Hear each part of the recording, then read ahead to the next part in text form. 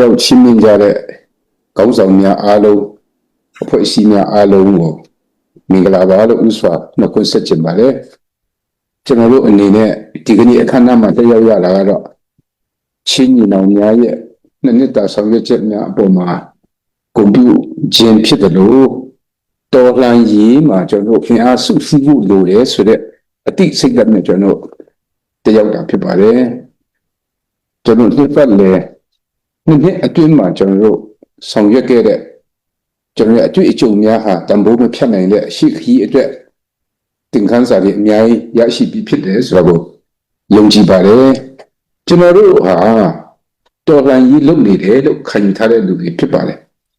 ကျွန်တော်ကိုယ်တိုင်လည်းတော်လှန်ရေးသမားတွေလို့ခံယူထားသူတွေဖြစ်တယ်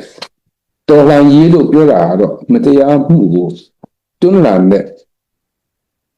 ဝါဟာရဖြစ်ပါတယ်ဒါကြောင့်ကျွန်တော်တို့ဟာတော်လှန်ရေးသမားတွေဖြစ်တယ်လို့ခံယူတာနဲ့အညီကျွန်တော်တို့ကမှန်ကန်တဲ့လမ်းကြောင်းပေါ်မှာကျွန်တော်တို့ရှိနေဖို့လိုအပ်ပါတယ်နောက်တစ်ချက်ကတော့စုစည်းဖို့အရေးကြီးပါတယ်ရန်သူကိုကျွန်တော်တို့ကနဲ့အင်အားအခြားသောအင်အားများနဲ့ရှင်ဖို့ဆိုတာခက်ခဲပါတယ်အမှန်တရားပေါ်မှာယက်တည်ပြီးကျွန်တော်တို့စုစည်းတဲ့ခွန်အားကပြင်ကျွန်တော်ရဲ့တကယ်ခွန်အားအစစ်မှန်ဖြစ်မှာဒါကျွန်တော်တို့အမြဲတမ်းတတိချက်ဖို့လိုပါတယ်ဒါကြောင့်မလို့ခုနပြောလို့ဆိုဒီကနေ့ကျွန်တော်တို့ဒီအခမ်းအနားကိုကျွန်တော်တို့ဒီအချက်နှစ်ချက်ပေါ်မှာကျွန်တော်တို့အဓိကအားပြီးကျွန်တော်တို့တရားလာတာဖြစ်ပါတယ်ကျွန်တော်တိုက်ပွဲတွေအချိန်တော်များများကျွန်တော်တို့ဆင်နွှဲခဲ့ကြပါပြီစခန်းတိုင်းနာတို့ကိုယ့်ဘက်ကအနိုင်ရတာတို့ကိုယ့်ဘက်ကအရေးနေတာတို့အများကြီးရှိပါတယ်အောင်ပွဲဆိုတာကတော့နောက်ဆုံးအဆုံးအဖြတ်မှာထွက်ပေါ်လာတဲ့အဖြစ်ဟာအောင်ပွဲဖြစ်ပါတယ်ကျွန်တော်တို့တူညီတဲ့ပန်းတိုင်ရှိပြီးသားဖြစ်တယ်လို့ယုံကြည်ပါတယ်တော်လှန်တယ်ကျွန်တော်တို့မတရားမှုကိုကျွန်တော်တော်လှန်တယ်ဒါကျွန်တော်ရဲ့အစဖြစ်ပါတယ်ကျွန်တော်ရဲ့ပန်းတိုင်ကတော့တကယ်စစ်မှန်တဲ့ကျွန်တော် Federal Democracy ပြည်ထောင်စုတည်ဆောက်မယ်ဆိုတဲ့ပန်းတိုင်ဖြစ်တယ်အဲ့တော့ကျွန်တော်တို့ဘယ်ကနေစပြီးဘယ်မှာအဆုံးသတ်မလဲဆိုတာအတိအကျရှိတယ်လို့ကျွန်တော်ယုံကြည်ပါတယ်ဒီလိုမှန်ကန်တဲ့လမ်းကြောင်းပေါ်သွားတဲ့အခါမှာကျွန်တော်တို့ကစုစုစည်းစည်းနဲ့တစ်ဖက်နဲ့တစ်ဖက်တယောက်နဲ့တယောက်ကျွန်တော်တို့ကနားလည်မှုအပြည့်နဲ့အချိတ်ဆက်ညီကျွန်တော်ဆောင်ရွက်ဖို့လိုပါတယ်မြန်မာနိုင်ငံရဲ့လို့ပေါ်ထွန်းလာတဲ့အချိန်ကလေးကကျွန်တော်တို့ဟာတစုတစည်းတဲ့ကျွန်တော်ရဲ့နိုင်ငံကိုမတိဆောက်နိုင်ခဲ့တဲ့အတွက်ကြောင့်မလို့ဒီကနေ့အထိကျွန်တော်တို့ဖျို့ဖျက်ဖြစ်နေရတာဒါကျွန်တော်ရဲ့အတွေ့အကြုံဖြစ်ပါတယ်အဲ့တော့ဒီတစ်ချိန်တွေဥတော်လန်ကြီးဟာအစီအစဉ်တကျတော်လန်ပြီးအစီအစဉ်တကျကျွန်တော်ရဲ့ Federal Democracy ပြည်ထောင်စုကိုတိဆောက်ဖို့အခွင့်အရေးတစ်ခုဖြစ်ပါတယ်ဒါအခင်းအကျင်းအသစ်ဖြစ်ပါတယ်ဒီလိုအခင်းအကျင်းအသစ်မှာကျွန်တော်တို့ဟာကျွန်တော်ရဲ့စိတ်ဓာတ်ခွန်အားကာယခွန်အားလုံးကိုအရင်အနည်းပြုတ်ပြီးတော့ဒေါ်လာနေတဲ့ချိန်လေးမှာပဲကျွန်တော်တို့ဘာတွေလိုချင်တယ်လဲဘာတွေတစ်ဖက်နဲ့တစ်ဖက်နားလည်မှုပေးရမလဲဆိုတဲ့အပိုင်းကိုလည်းဥပ္ပလင်းလင်းကျွန်တော်ဆွေးနွေးဖို့ဖြစ်ပါတယ်ဒါကြောင့်ခုနခေါင်းဆောင်များမိကြားတယ်လို့ပဲတစ်ဖက်ကလက်နက်ကင်ဒေါ်လာကြီးတစ်ခုထဲလောက်တာမဟုတ်ပဲနဲ့ကျွန်တော်ရဲ့အနာဂတ်အတွက်ဒီဆောက်နေတဲ့အချိန်ဖြစ်တယ်ဆိုတော့အနည်းတမ်းကျွန်တော်တို့ဒါကိုတတိချက်ပြီးမှဒီဆောက်နေဖို့လိုပါတယ်စစ်တိုက်တာရဲ့အုပ်ချုပ်တာရဲ့နိုင်ငံရေးလုပ်တာရဲ့ပြည်သူ့ဝန်ဆောင်မှုပေးတာရဲ့ဆိုတဲ့ခေါင်းစဉ်တွေဟာတော်တော်ကွဲပြားပါတယ်စစ်တိုက်တဲ့လူဟာတချို့နိုင်ငံရေးကျွမ်းကျင်ခြင်းမှလည်းကျွမ်းကျင်မယ်ထိုနည်း၎င်းပဲအုပ်ချုပ်ရေးကဏ္ဍမှာတာဝန်ယူတဲ့လူကတော့အခြားတစ်ဖက်မှာသူအနေနဲ့အင်အားအပြည့်နဲ့လုပ်နိုင်ခြင်းမှလုပ်နိုင်မယ်ဒီဟာတွေအားလုံးကိုတစုတစည်းဒီစုစည်းပေးတဲ့ကျွန်တော်တို့ဥဆောင်ဥရွက်ပေးတဲ့စီမံကိန်းတွေလိုပါတယ်ဒါဟာစီမံကိန်းဒါတကယ်ကျွန်တော်ရဲ့မဟာဗျူဟာဖြစ်ပါတယ်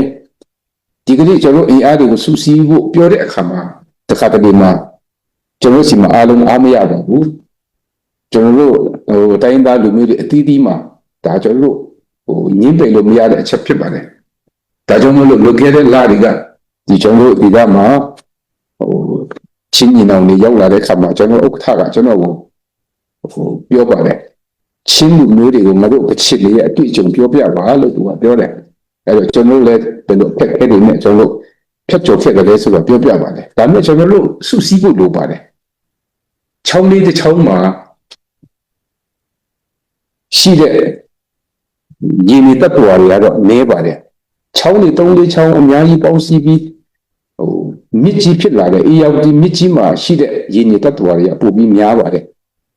ပိုပြီးအကျိုးပြုနိုင်ပါတယ်ပိုပြီးမှကျွန်တော်အကျိုးရှိစွာနဲ့ကျွန်တော်ဒီအေးရောက်ဒီမြစ်ကြီးကိုအသုံးချနိုင်တယ်လို့ပဲကျွန်တော်ရဲ့အင်အားတွေအကုန်လုံးစုစည်းလို့ရှိရင်ဒါနိုင်ငံလုံးကိုကျွန်တော်အကျိုးပြုနိုင်တဲ့ဝန်ဆောင်မှုပြီးနိုင်တဲ့ကျွန်တော်မြစ်ကြီးတစ်စင်းဖြစ်လာမယ်လို့မျှော်လင့်ပါတယ်ခုနပြောတယ်လို့ပဲကျွန်တော်တို့တိုက်ပွဲတွေအများရှင်ရွက်တဲ့အခါမှာကျွန်တော်တို့ရဲ့အရေးအမြစ်တွေဘယ်လောက်လိုအပ်တယ်လဲဆိုတာလည်းကျွန်တော်တို့လက်တွေ့သိပြီးသားဖြစ်တယ်ဒီလိုကြီးမားတဲ့အရေးအမြစ်တွေကိုလည်းတစ်ဖွဲ့ချင်း